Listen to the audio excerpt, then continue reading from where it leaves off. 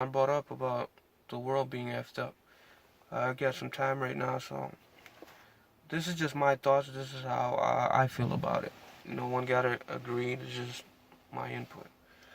I look at it like this. First of all, you gotta give God the benefit of the doubt, or else you're gonna start having these negative thoughts. How the world is messed up. Why would God allow it? Like I look at it like this. I gotta put my emotions and all these negative thoughts, which come from Shaitan, to try to guide or steer me away from God and tell me why would God allow this. I gotta put all those negative thoughts and emotions in the back seat, and I gotta give God the benefit of the doubt and realize there's a reason behind it.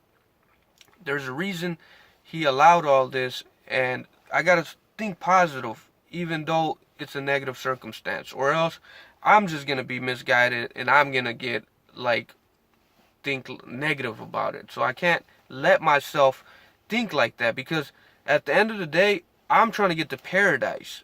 Even though I don't know if I'm going to go to paradise, I know I want to go there. And this is just a way of preventing me from, probably going there, because belief is the number one thing. You got to have belief in Islam and the Iman. You got to have Iman in what everything Allah told you. So if you start questioning and start saying like, why is this and why is that, and like, why would God allow that? That's like you're not agreeing with what God is allowing. It's like you're questioning it. It's just, I think it's a dangerous path to even take. So that's why I just try to put all the negative thoughts in the back seat, and I just try to ignore that, because honestly, one of the reasons I think we get to that point, because we all have these emotional negative thoughts. We have them because it's natural to have them. But I think one of the reasons is because we don't understand that this life is a test. If you don't look at it like a test, you're gonna basically get all these negative thoughts, and it's gonna really bother you. Because you gotta look at it like this world is temporary. It's not here forever. It's like a dream. It's gonna go away, and then we're gonna go eternally. Then we're gonna wake up to eternity after we die. So when you look at it like a dream, like it's temporary, then you don't fall in love with it and attach to it as much as we are right now. Right now, we're literally in love with this world. We're attached to it. We think that's everything. This world is everything. And all this suffering and stuff, it gets us too emotional. But when we realize that this world is a test and the next life is eternal, then we realize that this suffering and stuff is happening, yes, but it's temporary. It's going to go away. And then everybody's going to get their justice served to them. The people that did bad, the evil people, they're going to get their punishment in the hereafter. If they did the evil, and maybe they're going to get the hellfire based on their evil actions and stuff like that. They're going to get their punishment. So when we look at it like that, then we see that this life is a performance test. It's to see what we do, who does good, who does bad. So you got to think about this also. By us saying that, why should God allow this? Like, if there's a God, why does He allow this stuff like that? Think about this. He gave us free will. He gave us the freedom of choice to do good or to do bad. Other creations like animals, they just follow their desires. They're not going to get a day of judgment. And, they're not going to be questioned the way we are, is what I should say. And like the angels, they aren't allowed to disobey God. They only obey the command of God. So that's why humans are going to get above the ranks of the angels, the ones that goes to the heaven, because they're allowed to disobey God, yet they chose to obey God. So they're going to be in higher ranks than the angels. So humans and jinns are the only ones that's able to disobey God, and that's able to have free will. So God made this world. He allowed us to have free will. So then how can we say, why is God allowing this evil when He allowed us to have free will? Because that's two contradictory things. You can't say one, like, why is He allowing evil, and then why did He even give humans free will then? Because we're the one who's doing evil. Human beings are the one who's doing evil because he gave us free will to do good or to do bad, whatever we want to do. So we can't say then why is God allowing evil? Because obviously we're the ones who's doing evil. That's like saying, then why, God, we're questioning what God can create and what he can't create. Like, who are we? We're just feeble-minded humans. We can't say, why did God make this creation, or why?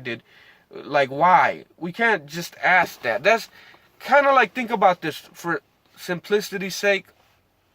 If I was some super genius, right, and I made like these robots, I just decided I want to make a robot, and I gave it, for some reason, somehow, I gave it the ability to have free will, to do whatever it wants, to do good or to do bad.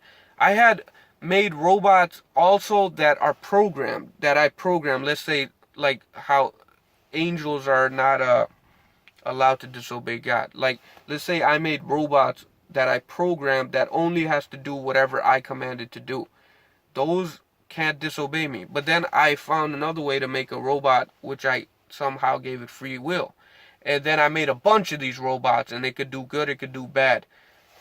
So then I set these robots off to the world, okay?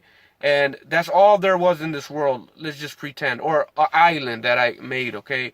And they just were doing good, some of them, and some of them were doing bad. And now there's a lot of evil going on in this island. Now, imagine if the good robots start thinking negative, like, man, why did this guy even make us if there's going to be so much evil and stuff? But they don't understand that I'm the maker, the inventor. I could make whatever I want if I want. So, like, why are they questioning why I made this? They don't know the purpose why I made it, because maybe I want to see how everything plays out. And for the good robots that behave good, then maybe I'm going to upgrade them and put them in a better place and make them advanced after this test is over in this island. And for the bad robots that did bad, maybe I'll just destroy them and I'll kill them off and not make them again. Maybe that's my purpose behind this. Let's just pretend that's my purpose. Then who is this robot that's living in the island? Who are they to question me, though? Because they don't know. They have a limited knowledge, and I'm a super genius. I'm the one who made them. So for them to say, like, why did I make them? They don't know my exact reason, and they're just something I made.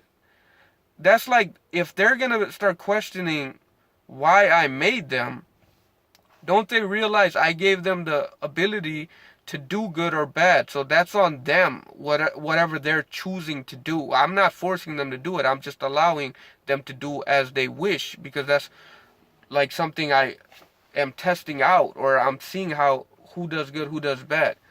And now for that, if they start questioning why I allowed this evil to take place, that's like them telling me indirectly that they are the ones to tell me what I should do, what I should make, what I shouldn't make. I should sit in a corner and only make good things. I shouldn't allow any evil. Like, who are they to tell me as a super genius what to make and what not to make? Basically, it's like a creation, or something I made is telling me to sit in a corner and not allow evil, to not make certain things, to basically limit my creation to only good. I can't make anything like bad or possibly that has an ability to do evil. He's telling me to sit in a corner. That doesn't make sense. That's similar to us humans, like telling God, like, why is he allowing evil? That's like we're telling God to, stay in this position. Like, don't do anything that we don't want you to do. That doesn't make sense. We're just a creation. So we can't say that. So that's another thing. But another thing that helps me out is to kind of think of it like a dream. Because when you wake up from a horrible nightmare, like people, let's just say, were killing people left to right in the nightmare. Then when you wake up from it, you forget about, that killing and all that stuff, even as horrible as the nightmare was, when you wake up, it doesn't affect you. Like the nightmare doesn't affect you. It's not like the scars you got in the nightmare, when you wake up you have those scars. You don't. So it's similar. This world is like a dream. So as much suffering and stuff is happening in the next life, it's like a fresh start. It's like, say, imagine somebody had a horrible life in the next life. No, I mean in this life, and then in the next life, the afterlife, which is eternal. If you got paradise, then this life would have. It's like he forgot about it. It's like this life is so short and temporary. It's like a drop in the ocean compared to the afterlife. Not even a drop in the ocean, because that's like eternal. So if a lot of people are suffering in this world, imagine when they die, if they just wake up in paradise, all that stuff is all forgotten. So yeah, there is a lot of suffering, but you got to think, like I said, this world is temporary, and when we die, that's when we wake up to the real life, which is eternal. So when we start getting attached to this world and thinking that this is it, then we're going to start having these negative thoughts. When we start thinking that this is not a test, this is just something, we're here just to live and that's it, and this is our only life, then we're going to start thinking like negative, like, why is God allowing all this evil? But you got to change your perception on life and realize that this is a test. That's all it is to see who does good, who does bad, to follow the way God told us to follow Islam, to do good, and to do good and not to do evil. So it's like a matter of perception, the way you see it. If you start seeing it the opposite way, like, why is God allowing this, then you're just gonna put yourself in a downward spiral. You just have to look at it like it's a test. And we like, who said this was gonna be Disney World? God never said this was gonna be Disney World. So you shouldn't expect that. When you start expecting these things, then you get disappointed. So you shouldn't assume, because God never said it, that this is gonna be Disney World. He said it's gonna be, like it says in Islam, that this is, life is a test and stuff, and this is bad. There's going to be a lot of bad stuff that happens. So it's clear cut. It's our own imagination that starts thinking that, and starts expecting Disney World, and as if God told us it's going to be Disney World. He never said that. So that's our own fault for even thinking like that. But you honestly, that itself, I think, answers the question. The fact that if you think how God made this world as a test, and he gave us free will to do good or to do bad, and there's a lot of people doing bad and there's a lot of people doing good. So even though some people try to look at all the evil, there's a lot of good in this world too, and you can't just forget about that. But it's a balance. People do good, people do bad, but God gave us the ability to do it because he gave us free will.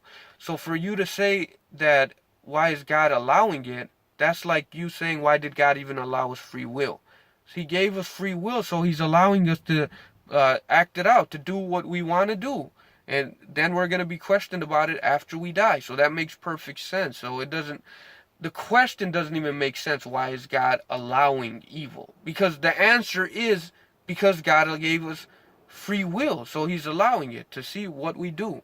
And Allah knows best. That's my thoughts on it. And like I said also about the life cycle 1 and life cycle 2, that's the reason I was saying that. I don't know if a lot of people understood it, but to simplify it, I'll just say it one more time. All I'm saying is, if that was basically answering the question about this, about how the world is like a evil place, a lot of it, and people blame God. That's what I was even saying that for, to make people understand you can't blame God.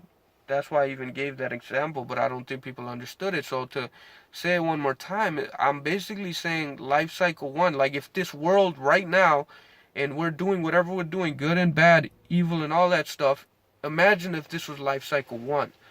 So, and let's just say God didn't write all this down, he just let us play it out. We would all say that this is fair because we're doing whatever we wanted. And now, if we all died and God sent us to heaven or hell according to our actions, then we would say this is fair. But now, let's just say God recreated life cycle 2, except he took all this information from life cycle 1 that we did ourselves with our own choices, and he created life cycle 2 with that. We would have to say that's fair too, because he just took the information from life cycle 1 and redid life cycle 2. So that has to be fair.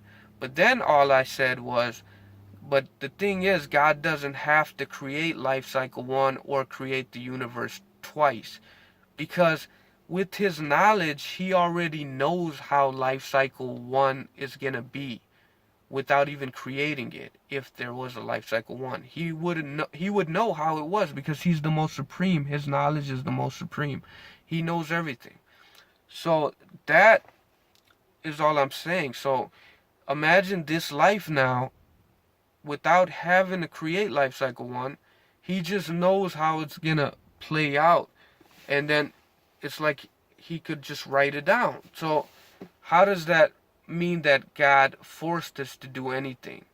It doesn't. It just means that, like I said, life cycle 1, like like it's like life cycle 1 and life cycle 2. It doesn't, that example we agreed is fair. So how would it be unfair if God made life cycle 2 after taking the information from life cycle 1? But instead of making life cycle 1, he he knows how it's going to be, so he doesn't have to create it like some human being that needs to, a scientist that needs to do test 1 and test to see how test 2 is. God is the most wise. We can't even fathom his knowledge. He knows things instantly. So without even creating something, he knows how it's going to be. So he doesn't need to create life cycle 1. He already knows how it's going to be. So he doesn't even need to create life cycle 1 to know how it's going to be, to make life cycle 2. So in that sense, imagine if life cycle 1 was just something he knows, and then he wrote it down, and then he made life itself. If you call it life cycle 2, but I'm just saying skip that part and just call it life. Isn't it the same thing? So it's still considered fair. That's what I'm saying. But I'm just going to leave it at that, because I don't want to go too much into it. I know I already spent so much time talking about it, but I'm not the greatest with words, so I was just trying to touch the topics. I was trying to talk about it. I hate it with too many words, so it dragged out. But Allah knows best if I made any mistakes. I'm not a scholar. I'm just a sinner. I'm not a good Muslim. I'm probably the worst Muslim in the world, like I said.